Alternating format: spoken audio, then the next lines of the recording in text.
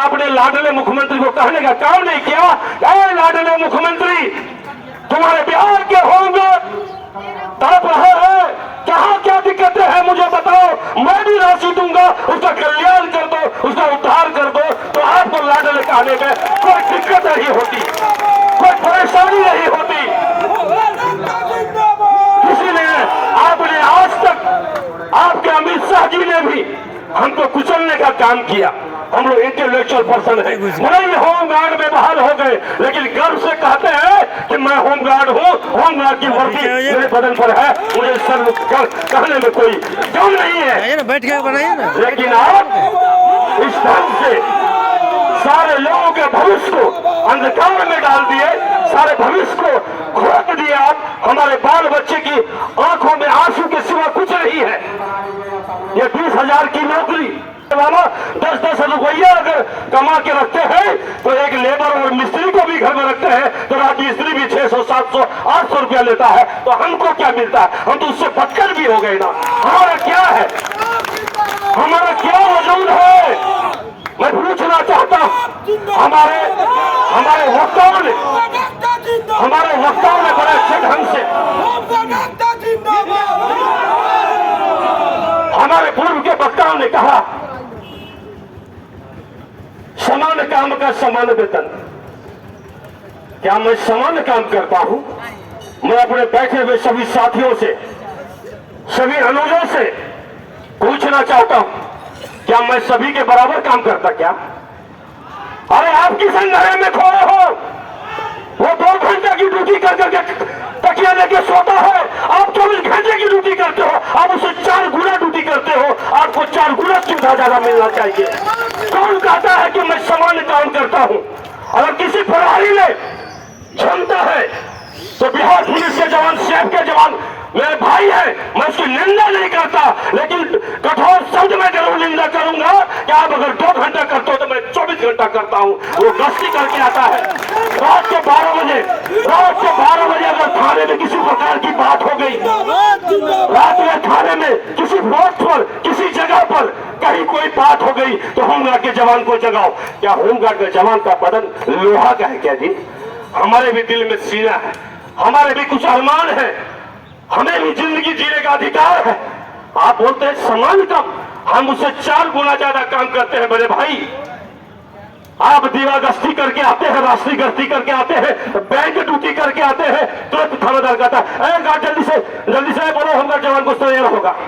उन्होंने सोचा कभी कि जो मेरा जवान 9:30 बजे से 5 बजे तक बैंक में ताला लगवा करके अभी वो जवान आया है, उसका भी तो कुछ नाश्ता है, पानी है, वर्दी धोना है, खाना है, सोना है, 2 घंटा आराम। हमने जाते खाना बना के नहीं बना तुम्हारा, तो तैयार हो जल्दी रफल गोली उठाकर गाड़ी में बैठो। क्या है ये? हम समान काम करते हैं क्या? आप अपने दिल पर हाथ देके बोलिए, क्या समान काम करते हैं?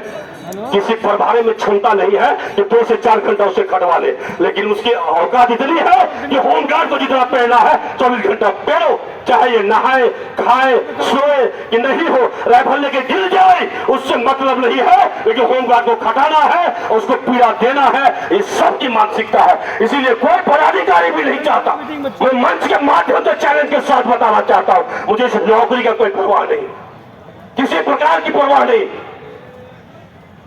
निश्चित रूप से सारे अधिकारी पदाधिकारी सरकार के कर्मी चाहते हैं कि होमगार्ड अगर सरकार कल्याण कर दिया तो हमारा घरवाली कौन करेगा, हमारा बारी झाड़ी कौन करेगा, मेरा खाना कौन बनाएगा, मेरा आगे पीछे कौन करेगा, मेरे बच्चे को कौन खिलाएगा, मेरे गाय को चारा कौन देगा। ये सरकार के साथ साथ सरकार के जितने कर्मी हैं सारे लोग उसमें संलिप्त है और कोई नहीं चाहता कि होमगार्ड का कल्याण हो। लेकिन मैं बताना चाहता हूं अध्यक्ष महोदय, मैं आज बोलना नहीं चाहता था, बहुत पीड़ा है दिल में। ये रैली आपकी आखिरी रैली होनी चाहिए, जो भी निर्णय लेना है आपको उसके बाद नहीं, किस बात की बात हम करते हैं। ये रैली आपको 1 दिन में हो, चाहे 2 दिन में हो, चाहे 4 दिन में हो, चाहे 1 सप्ताह में समाप्त हो, अगर नहीं हो तो सारे राइफल गोली थप कर करके, अरे इससे अच्छा दिल्ली पंजाब में कमा लोगे यार, इससे अच्छा दिल्ली पंजाब में कमा लोगे यार। सही बात है।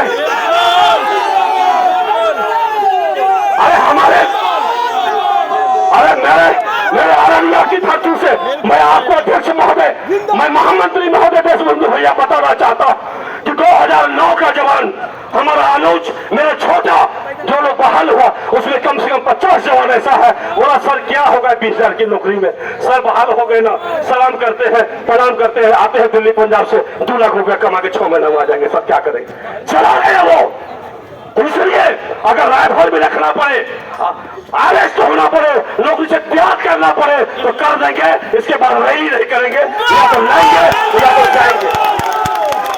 अरे 20,000 25,000 तो आप अपने मुंशी लेवल को देते हैं, हम खुद देते हैं 4 मुंशी को 16,000 18,000 रुपया में नाम देते हैं।